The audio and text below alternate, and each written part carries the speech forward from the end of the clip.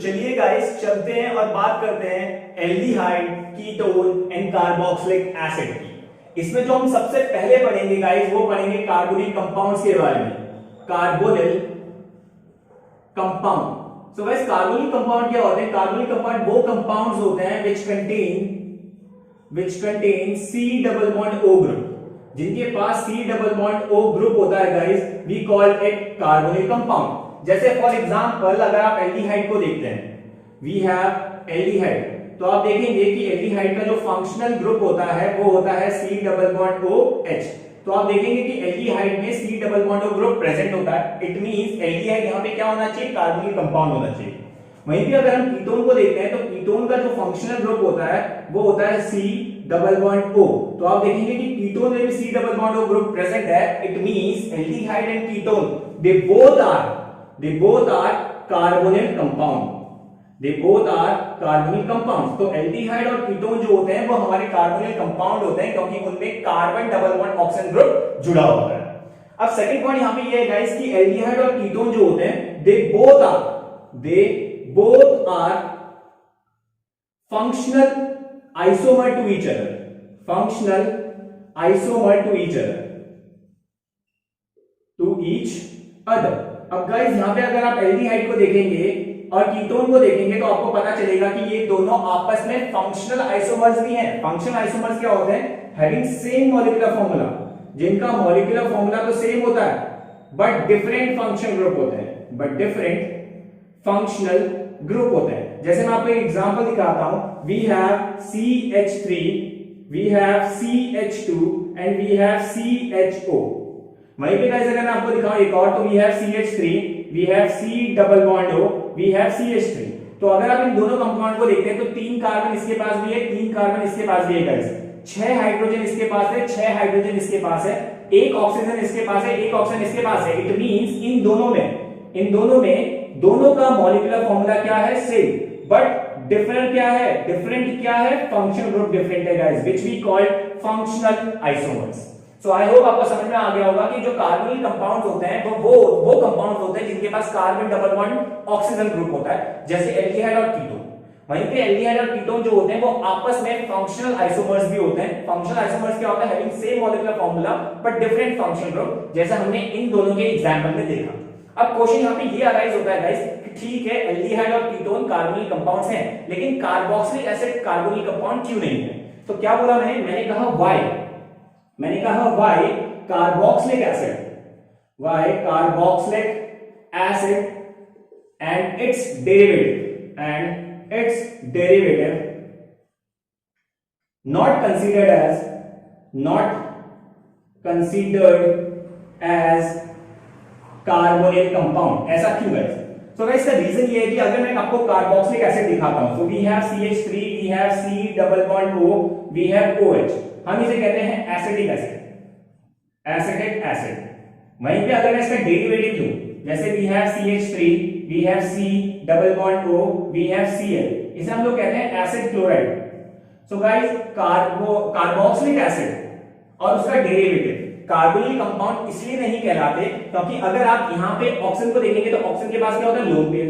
वहीं पे अगर आप क्लोरीन को देखेंगे तो क्लोरीन के पास भी क्या होता है? Lone pair. अब गाइस अगर आप ढंग से देखेंगे तो लोन पेयर, सिंगल, डबल किसकी कंडीशन है? रेजोनेंस की। मतलब जो आपका कार्बोक्सिलिक एसिड होता है या उसका डेरिवेटिव होता है वो क्या होता है? Stabilized by resonance.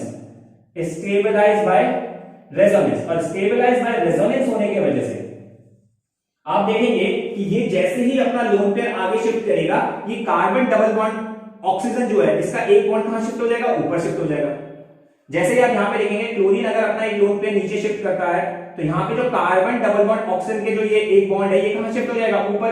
It means carboxylic acid में और उसके डेरिवेटिव में जो ये कार्बन डबल बॉन्ड ऑक्सीजन है ये ज्यादा समय तक नहीं रहता। मतलब यहां पे free C double bond O नहीं है क्योंकि देखिए रेजोनेंस होने की वजह से ये शिफ्ट हो गया है। अब यहां पे सिंगल बॉन्ड आ गया है, इसने आगे इलेक्ट्रॉन को शिफ्ट किया, डबल बॉन्ड हट गया, इसने इलेक्ट्रॉन को आगे शिफ्ट किया, डबल बॉन्ड हट गया। तो रीजन यहां पे ये है गाइस कि कार्बोक्सिलिक एसिड और उसके डेरिवेटिव में डेरिवेटिव को कार्बोनिक कंपाउंड इसलिए नहीं कहते क्योंकि वो स्टेबलाइज होता है रेजोनेंस की वजह से, और रेजोनेंस होने की वजह से जैसे ही ऑक्सीजन और क्लोरीन अपना इलेक्ट्रॉन शिफ्ट करते हैं, आपका कार्बन डबल बॉन्ड ऑक्सीजन ज्यादा समय तक नहीं रहता, वो free C double bond O नहीं रहता guys. That's why carboxylic acid and its derivative are not considered as carbonic compounds.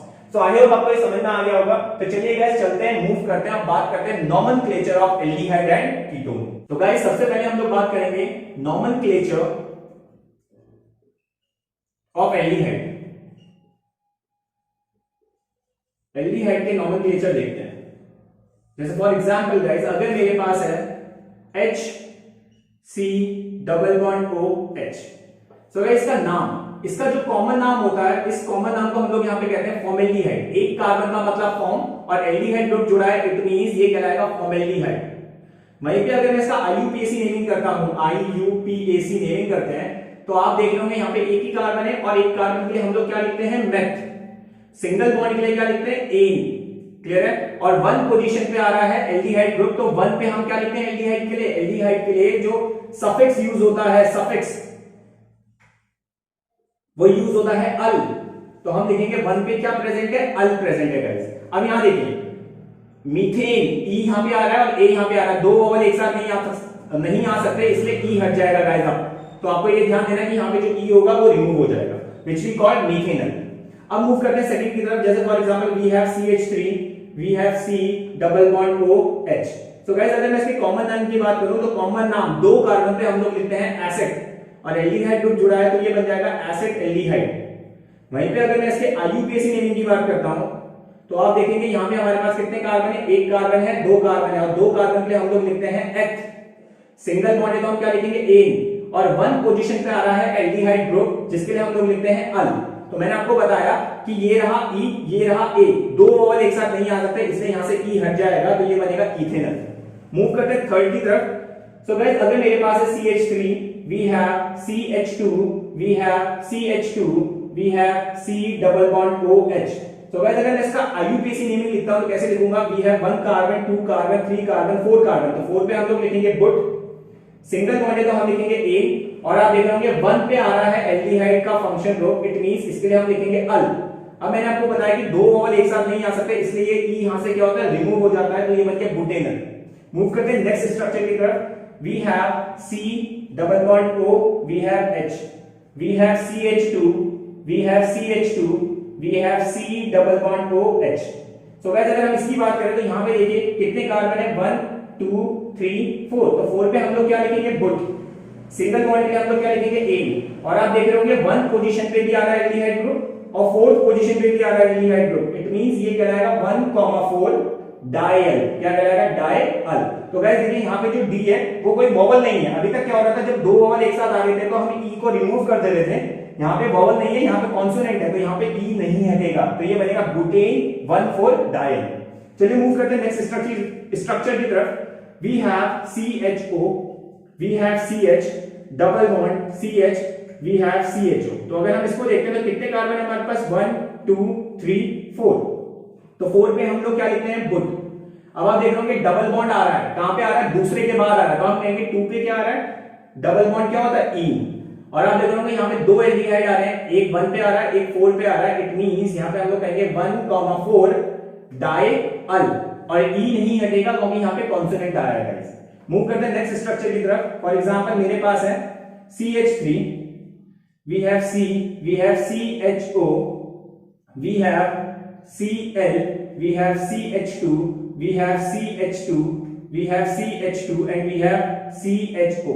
तो गाइस अगर आप देखेंगे तो यहाँ पे आपके पास दो एल्डिहाइड ग्रुप है, और यहाँ पे अगर आप काउंटिंग करेंगे तो आपको पता है आप हमेशा क्या करते हो, कार्बन की लंबी चेन पकड़ते हो। तो कैसे पकड़ोगे, we have 1, we have 2, we have 3, we have 4, we have 5, we have 6, जिसमें ये भी छूट गया और ये भी छूट गया, तो इन्हें हम लोग कहते हैं सब्स्टिट्यूएंट, इन्हें हम लोग कहते हैं प्रीफिक्स, तो इन्हें पहले लिखा जाएगा। अब आपको पता है Cl को लिखा जाता है क्लोरो और CH3 को लिखा जाता है मिथाइल, तो आपको पता है C पहले आता है, अल्फाबेट में C पहले आता है, तो पहले C को लिखेंगे कि 2 पे कौन है, क्लोरो, 2 पे क्लोरो है, ठीक है, और 2 पे ही क्या है, मिथाइल है, 2 क्लोरो 2 मिथाइल।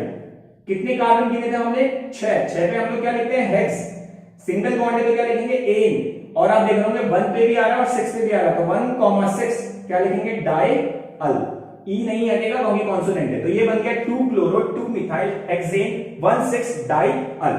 अब देखते हैं सबसे इंपॉर्टेंट एक एरोमेटिक कंपाउंड एल्डिहाइड का। सो ये रहा हमारे पास बेंजीन, इसके ऊपर हमने जोड़ दिया CHO गाइस। सो ये काफी इंपॉर्टेंट है, इसे हम लोग कहते हैं गाइस बेंजल्डिहाइड, बेंजल्डिहाइड।